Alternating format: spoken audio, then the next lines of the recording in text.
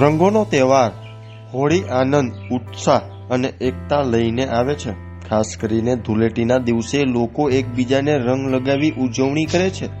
પરંતુ આ આનંદ વચ્ચે ત્વચાની સંભાળ રાખવી એટલી જ જરૂરી છે. રાજકોટના સ્કિન સ્પેશિયાલિસ્ટ ડોક્ટર ચેતન લાલ સેતા જણાવે છે કે હોળી રમતી વખતે થોડી કાળજી રાખવામાં આવે તો અનેક ત્વચા સંબંધિત સમસ્યાઓથી બચી શકાય છે. તો ત્યારે જુઓ અમારો ખાસ અહેવાલ. હિન્દુ તહેવારોમાં હોળી ધૂળેટીનું મહત્વ ખૂબ જ છે અને દરેક ઉંમરની વ્યક્તિને આ તહેવાર ઉજવવો ગમે છે. હવે જ્યારે ધૂળેટીનો તહેવાર હોય છે અને એમાં રંગો સાથે જે લોકો રમતા હોય છે, તો અમુક વસ્તુની ખાસ કાળજી રાખવી જોઈએ. આમ તો છેલ્લા વર્ષોથી અમે જોઈએ છીએ કે પાકા કલરનું ચલણ ઓછું થઈ ગયું છે, પણ છતાં હજી ઘણા લોકો પાકા કલરોથી રમે છે. તો આ બધા કલર છે તે સ્કિનને ખૂબ જ નુકસાન પહોંચાડે છે. તો એનાથી બે વસ્તુ છે. કાં તો આપણે એ કલરોથી રમીએ જ નહીં, ફક્ત અબીલ ગુલાલથી જ રમીએ, તો એના જેવું ઉત્તમ કોઈ નથી, બરોબર. કેમ કે અબીલ ગુલાલ છે તે કદાચ માથામાં જાય, ચામડી ઉપર રહે, તો પણ આપણે એને સહેલાઈથી સાફ કરી શકીએ છીએ. આપણી સ્કિન નોર્મલ તરત જ 2-4 કલાકમાં થઈ શકે છે.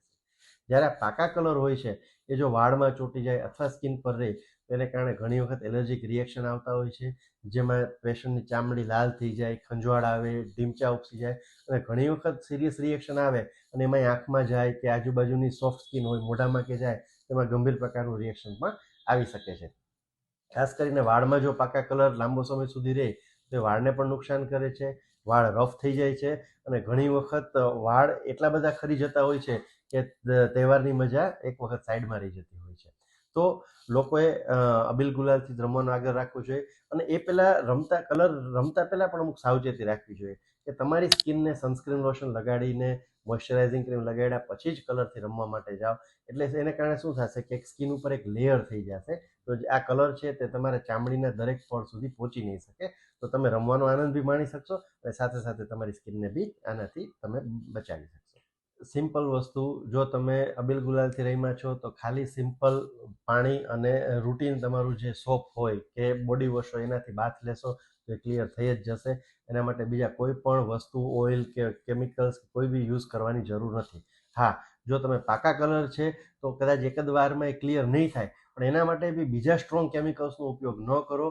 બની શકે કે 2-3 દિવસ તમે નોર્મલ બાથ લેશો, નોર્મલ વોશ કરશો તો એનાથી કલર જતા જ રહેશે. એટલે બીજા ઘરગથ્થુ ઉપચાર કરી અને એમાં વધારો કરવાની કોઈ જરૂરિયાત નથી હોતી. રૂટીન તમે જે કોઈ સાબુ શેમ્પુ યુઝ કરતા હોય તે કરી શકો છો, એમાં કોઈ વાંધો નથી, બરોબર. થોડો સમય આપવો પડે. પાકા કલર હોય તો એને 2-4 દિવસ લાગશે, જ્યારે નોર્મલ કલર હશે તો એકાદ દિવસમાં ક્લિયર થઈ જશે.